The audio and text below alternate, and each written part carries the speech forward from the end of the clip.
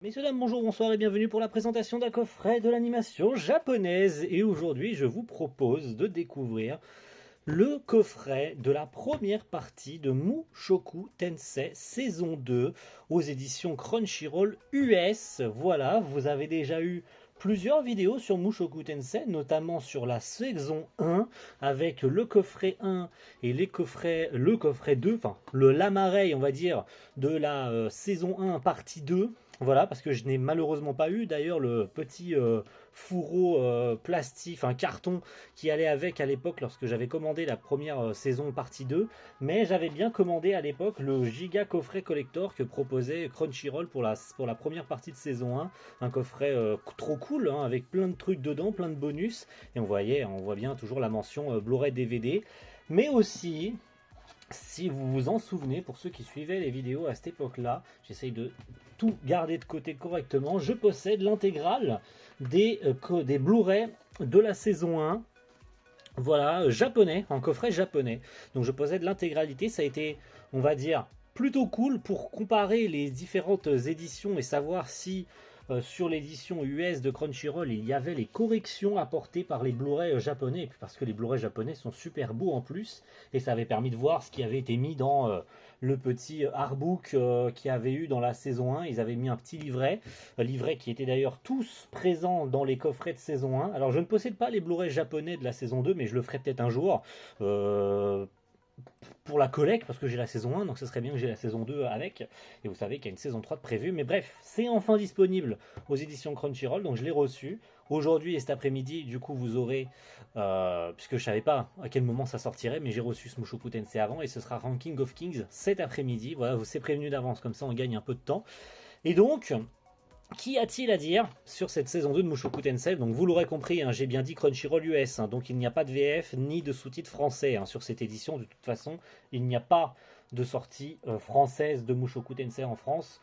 Vous êtes sans doute pas passé à côté du fait qu'il y a le light novel qui arrive chez nous très bientôt. Bon, il devait sortir fin octobre, mais finalement il sortira que fin novembre. Le tome 1, il a été repoussé.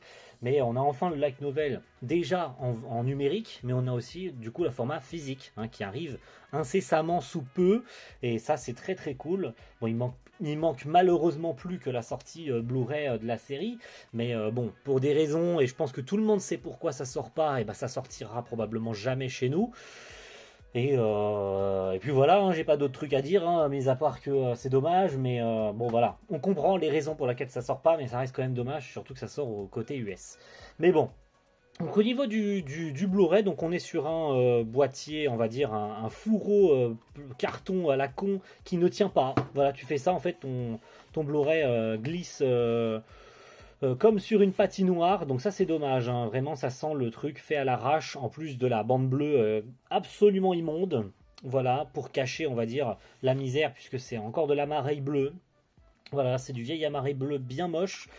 La seule différence qu'il y a par rapport aux deux visuels, bah, c'est l'arrière, où il y a deux personnages bah, qui changent, hein, tout simplement par rapport au visuel qui avait été proposé à l'époque, où d'un côté on avait Rudeus et de l'autre on avait Fitz. Bon, vous savez très bien de qui est derrière le visage de Fitz, hein, mais je garde le suspense pour ceux qui n'ont pas vu la saison 2 de Mushoku. Mais ça reste sympa quand même. On a la phrase d'accroche hein, après le départ de Eris, Rudy est en dépression, tatati tatata. Donc la grosse partie, on va dire dépression, mais aussi une partie très très très compliquée en production pour Mushoku Tensei saison 2. Parce que bah, changement total de staff par rapport à la saison 1, on a eu un changement total, plus le même réalisateur, plus le même cara designer, plus du tout la même direction de l'animation, bref, on savait d'avance que ça allait être un peu le caca, un peu le bourbier, et c'est le cas de le dire en plus parce que il s'appelle Bourbier. Ah voilà, je voulais faire la vanne, c'est sorti tout seul. Mais donc forcément, on se doutait de qu'il allait y avoir anguille sous roche. Et oui, effectivement, c'est pas terrible. Hein. La première saison, la première partie de saison était pas terrible. Puis la seconde moitié était un peu mieux. Bon, elle sortira un peu plus tard, mais en tout cas, elle est un peu mieux parce que c'est vrai que cette première grosse partie qui s'alloue au volume 7 et je crois en partie du volume 8, donc c'est-à-dire quand Rudeus rejoint la faculté magique de la Noix, mais c'est surtout en fait la première grosse, on va dire la première moitié, la première petite moitié, c'est-à-dire les 4 premiers épisodes. qui ne sont vraiment pas bons, parce qu'ils adaptent l'intégralité du tome 7 du roman, et c'est un massacre en adaptation. L'anime a fait n'importe quoi, ils ont tous skippé ce qui était important, tous les dialogues qu'ils pouvaient développer et expliquer pourquoi Rudeus se sentait mal. Et on l'a vu, hein, quand les épisodes sont sortis, tout le monde s'est plaint que, ouais, en fait, on se fait chier parce que Rudeus qui arrive plus à bander, ça fait chier tout le monde, on se fait chier. Cette partie de la saison est chiante à en mourir. Je veux bien vous accorder le fait que la première partie et surtout la première moitié à la faculté magique de la Noah est chiante à mourir, ça c'est vrai, hein, c'est pour poser le contexte de la saison. C'était très compliqué, surtout parce que la série n'était pas forcément très belle.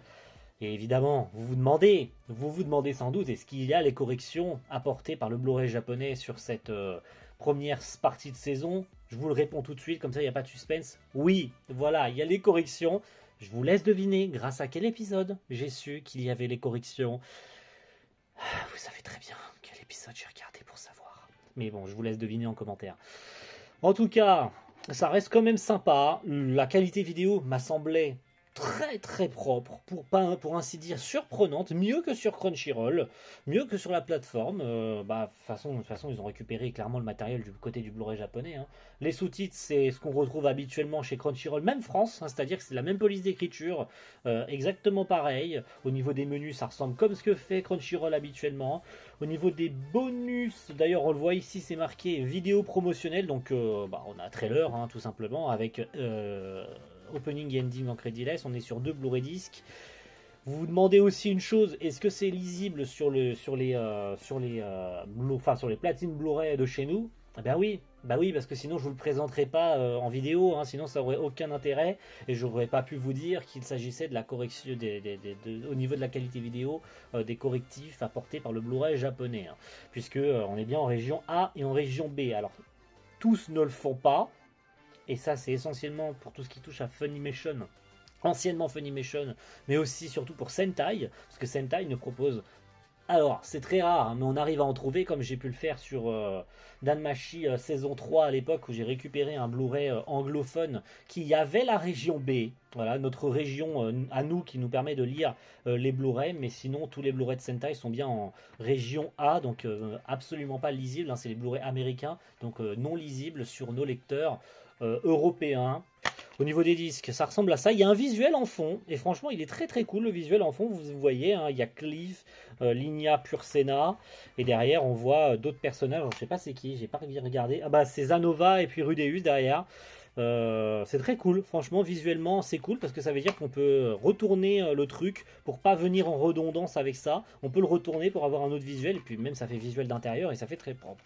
Donc, au niveau des disques, bah, on a Rudeus et de l'autre, on a tout simplement Fitz. Bon, vous savez, hein, c'est un truc qui est redondant sur les Blu-ray anglais, mais c'est cette pastille, hein.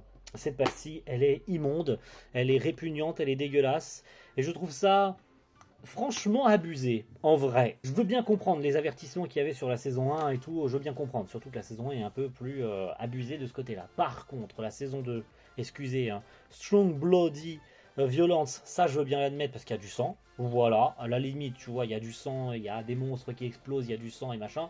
Bon, Strong Bloody Violence, Strong, je suis un peu pas d'accord avec ça, mais allez, à la limite, laissons-les. Par contre, sexe et sexual violence, ça je suis pas d'accord. Sexe, à la limite, ok, à la fin de la saison, mais c'est très soft, vraiment très... Alors, allez. Il y a des scènes avec Ellie Alice. Mais allez, à la limite. Surtout que...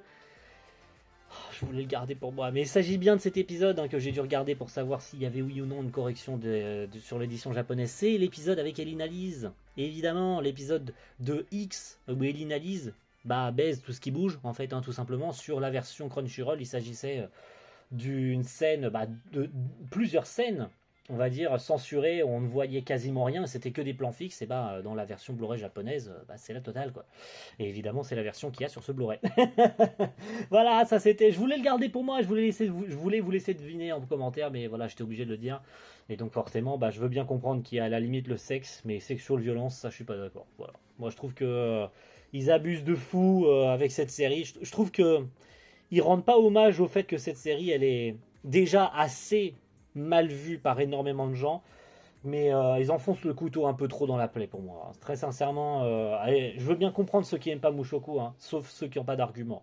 Ceux qui n'ont pas d'argument et qui s'arrêtent à Rudeus est un pédophile, ça vous avez rien compris à l'histoire. Mais ça on n'y peut rien, on peut rien pour vous, de toute façon on peut pas argumenter avec vous. Par contre ceux qui argumentent un minimum et qui comprennent, on va dire, ce que l'histoire véhicule et ce qu'elle montre et ce qu'elle explique, mais que vous n'arrivez pas à apprécier l'histoire ou de ce qu'elle essaye de raconter, ça c'est encore autre chose. Mais par contre ceux qui s'arrêtent à Rudeus c'est un pédo, c'est une série de pédos pour des pédos, ça je suis pas d'accord. Voilà. Maintenant, on donne de la confiture à des cochons, surtout avec la saison 1, peut-être un peu moins avec cette saison 2, et je comprends les débats qu'il y a eu là-dessus, on l'a vu dans les premières bandes annonces, c'était pas bon. La seconde moitié, quant à elle, qu'on verra dans quelques mois, quand ça sortira, et je vous la représenterai en vidéo, elle par contre a corrigé le tir, a rechangé d'équipe, a rechangé de réal, c'était... Alors pas extraordinaire, mais c'était mieux en tout cas. Hein. C'était beaucoup, mais c'était même beaucoup mieux, beaucoup mieux que la première partie. Mais il y a quand même des corrections. Elles sont drastiques. Voilà, on voit quand même les défauts qui sont restés, c'est-à-dire les visages de Rudeus mal animés et tout. Il y a quand même quelques petits épisodes où tu sens qu'ils ont oublié des corrections, alors qu'ils auraient carrément pu redessiner des visages et tout. Je sais pas pourquoi ils les ont pas fait, ils ont pas recorrigé. Parce que peut-être qu'ils n'avaient pas le temps et qu'ils travaillaient sur la partie 2, donc ils devaient sortir en loose day ce Blu-ray partie 1 et ils étaient plus occupés à faire autre chose. Mais bon, ça reste dommage, hein, voilà, ça reste vraiment dommage qu'il y ait eu un raté pareil, surtout pour Mushoku Tensei. Quoi. On parle de Mushoku, une production XXL quand elle est sortie, quoi. Surtout que c'était la première production de Bind. Ils n'avaient pas le droit à l'erreur, et bon, ils se sont plantés, mais que voulez-vous, c'est comme ça, c'est la vie. Hein. Mais bon, voilà, c'est Mushoku, c'est cool, hein, c'est sorti, donc n'hésitez pas à vous jeter dessus, parce que bon, je le redis, hein, comme j'ai pu peut-être le dire sur la saison 1, hein, mais n'attendez pas de Blu-ray français, hein, ça sortira probablement jamais, et si ça sort, bah, ils en parleront quasiment jamais, en fait, si ça sort. Mais moi, je pars du principe que si c'est sorti côté US, et que bah, il n'y a pas eu de sortie française, c'est-à-dire une version internationale comme ils le font habituellement. Hein. Quand ils sortent une série, parfois ils font une sortie internationale avec la version allemande et tout. Vous avez déjà vu hein, ces coffrets-là. Je pars du principe que s'ils sortent Mushoku que en anglais, c'est qu'ils comptent pas le sortir dans une autre branche de Crunchyroll. Je peux me tromper, hein, voilà, j'ai pas la science infuse. Je peux me tromper, mais moi je pars du principe que ce Blu-ray anglais il existe. S'ils n'ont pas sorti de version internationale ou de version française en parallèle, sachant que la série est sortie en 2021. Ça fait quand même 3 ans, bientôt 4 que la série est sortie. Je crois que la première saison est sortie en janvier 2021. Donc ça fera 5 ans en janvier 2025 que la série est sortie. Ils n'ont pas sorti encore de Blu-ray français. C'est que ça ne sortira jamais. Ou que ça sortira dans très longtemps. Et que tout le monde aura oublié. Mais bon, voilà, c'est dommage, mais c'est que voulez-vous. Je ne redirai pas ça pour la seconde partie de saison 2. Mais vous savez ce que j'en pense très honnêtement. Et c'est promis, j'arrête de taper dans le trépied la prochaine fois, surtout pour Ranking of Kings que j'attends. Allez, merci à tous et rendez-vous très vite pour une prochaine. Ciao tout le monde. Bye.